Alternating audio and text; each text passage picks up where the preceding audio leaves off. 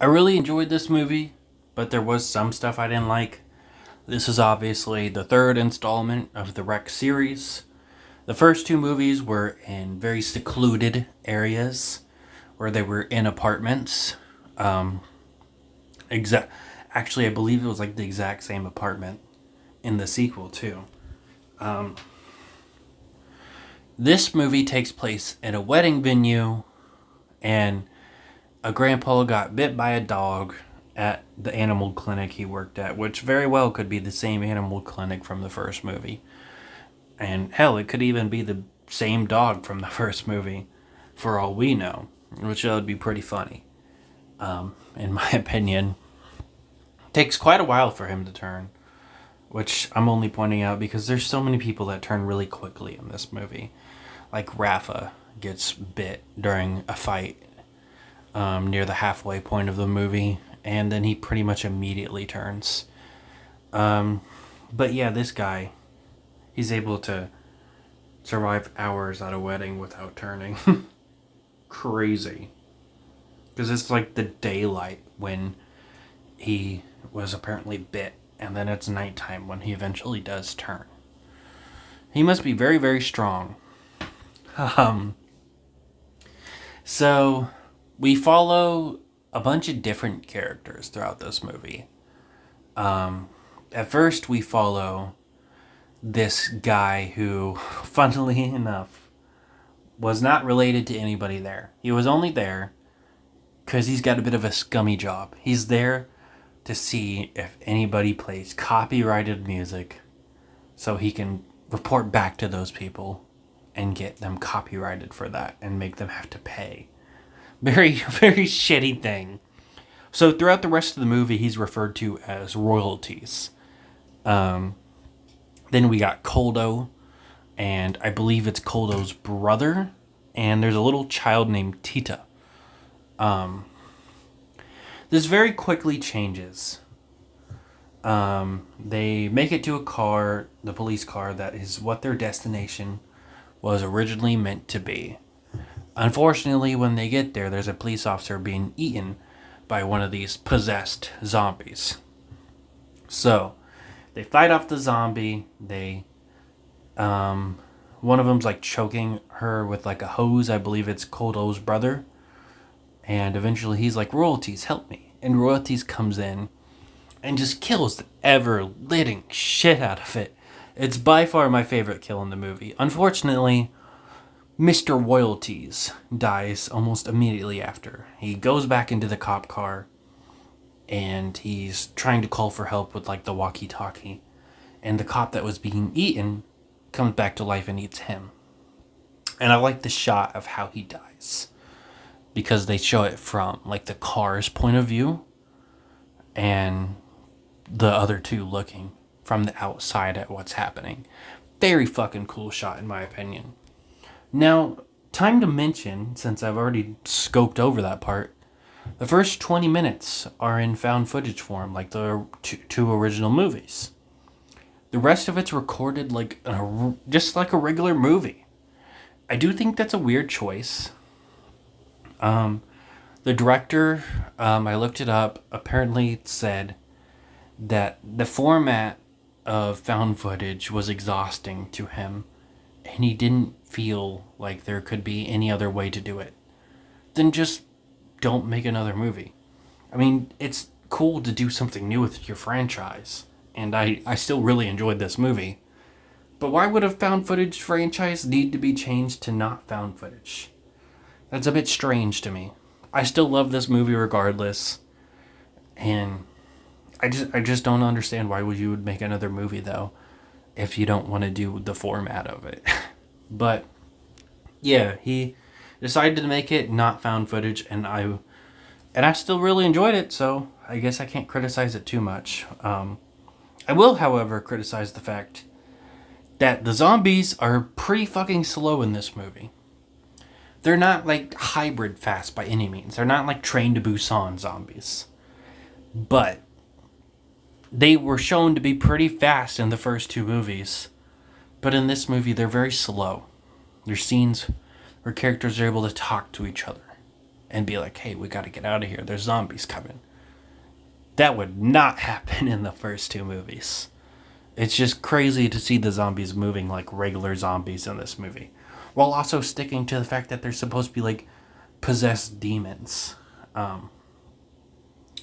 So they eventually make it to a church. Apparently the demons can't come in. Koldo is like, hey, I need to go save my wife. I know that she's still alive. And that's very quickly proven because she calls him on a PA system and says she's okay. She's with the priest that married them. So yeah, he decides to go help her. He goes with this random dude that was in the church. This poor dude. I don't know why he went with him. But he went with him for some reason. I don't know, to give him directions or something. Because he gets killed after telling him, hey, go this way. And it's kind of a comedic death. Like, he just gets, like, pulled out a window. It's very odd. There are some comedic moments in this movie. And a lot of them don't fit. Especially this one. So he makes it upstairs, checks the cameras, sees his brother, his grandma, Tita, and of a bunch of other kids get swarmed while trying to escape on a bus and die. So that's the end of his brother and stuff. I kind of liked his brother. I wish we would have got a little bit more of him. So that's the end of them. They have like another comedic thing with him going to go save her, and she's already in the process of leaving, and him and the guy that gets killed by being pulled out the window walk past while she's coming out the window. The main character, he's fine. I think he is a bit generic. So now we're here to get introduced to some other characters. Rafa and Natalia, we had seen them earlier in the movie. They snuck off to go have sex or something. Apparently Natalia is one of her friends that she hasn't seen in years. Which she certainly doesn't act like that, because she slut shames her and says, you're giving French girls a bad name. Like, no wonder they think French girls are slut. Like, you haven't seen this girl in years and that's one of the first things you're going to say to her? That's crazy. So then we get this scene, we get reunited with this guy that we had seen in 2 scenes earlier named John. Not John. Sponge John, who is like, they acknowledge the fact that he's like a knockoff of SpongeBob because of copyright reasons, but he's not actually SpongeBob. He doesn't want to get in any trouble for that. So they run into him. He's like, oh, this suit's really heavy and hot. And they're like, oh, why don't you take it off then? And he's like, I'm not wearing anything under it. So Sponge John and Rafa decide to open the garage to escape. They're having a really hard time getting it open. So we decide to just cut to Clara and Natalia talking to each other. Why aren't they helping? Why aren't they helping? I don't get it. Why aren't they helping? So they talk for a little bit. Natalia's like, oh, I almost didn't come. I didn't know why you invited me. And she was like, oh, I invited you just to be nice. So, yeah, then Natalia's immediately killed. I guess that was supposed to make you feel bad for her. I did feel a little bit bad for her. She wasn't a bad person. But, I don't know. That feels like a really lame way to try and make you care about her.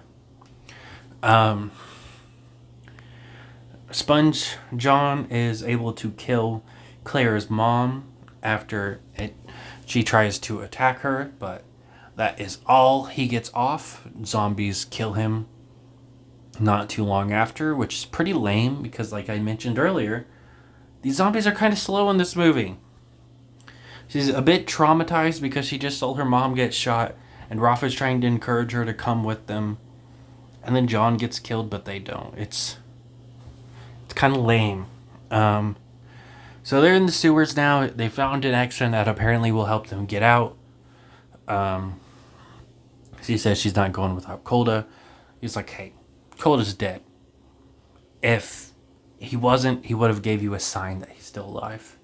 Which leads to another coincidence thing with him like immediately playing music or something, and she's like, "Oh, he said he would give me a sign. That's the sign." She's like, "You can leave, or you can come with me. Make your decision." And he decides to come with her. I think he should have left because what happens is really stupid. I didn't like his death. They're going down the sewer. They're almost out or something.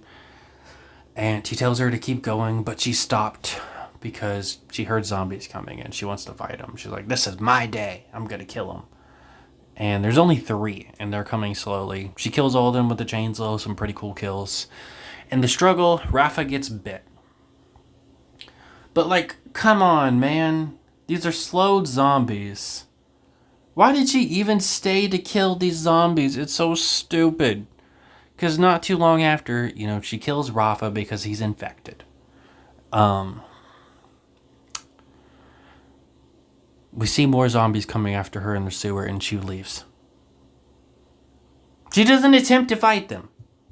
Rafa had told her they needed to go. We don't need to fight these zombies. Sure, he could have just left her at that point if she wanted to just fight those zombies on her own. But he didn't. And now he's dead for it. And, like, it's just so stupid. Because now, when zombies are coming down the sewer, she suddenly doesn't want to fight them? Did the 3 zombies satisfy her hunger? So stupid. So, her husband, Kolda, is able to notice her running in the sewer. So he yells to her and he's like, "Hey, I'm up here." And they start to try and reunite. The zombies finally catch up with her. She stabs one of them with her heel, and then she's able to get up there. The zombies have them surrounded. They say their last words. She's like, "You would have made a good mom." But the priest from earlier starts chanting in prayer, and that leads to them being fine. The zombies won't attack them anymore. So they just keep walking past all of them. They're going really slow. I would just run past them in case, the priest gets tired. But they decide to walk slowly. They make it outside. They're doing pretty fine. They walk by all these people. Until the granddad of Kolda, we had saw earlier in the movie, had problems with his hearing aid. So he wasn't able to hear the prayer. So while they're outside, she gets bit by him. Pretty sad. I did feel a lot for that. So she convinces him to cut off her hand with a sword, but unfortunately it's too late, and she does eventually start to turn a few minutes later. Though he had meant what he said about how he wanted to spend the rest of his life with her. So he decides to go outside, even though the officers were telling him not to. And, basically like a death wish. For some reason, even though he's standing out there and they're telling him that she's infected, put her down on the ground, they do not try and shoot him until she actually does something. It leads to a decent, cool kill, like her ripping out his tongue. But you're telling me they didn't shoot until she did something? That's crazy to me. The officers in the first 2 movies were pretty violent. Like in the first one, they were shooting through the windows and they had to crawl away. But in this movie, they just stand there and ask them to, "Please don't let the infection get out here," and then wait until he gets attacked to do something about it. But yeah, that's Rec 3. It's a decent movie. There's a lot I like about it, a lot I didn't. I hope Rec 4 is better. I did really enjoy this movie, though.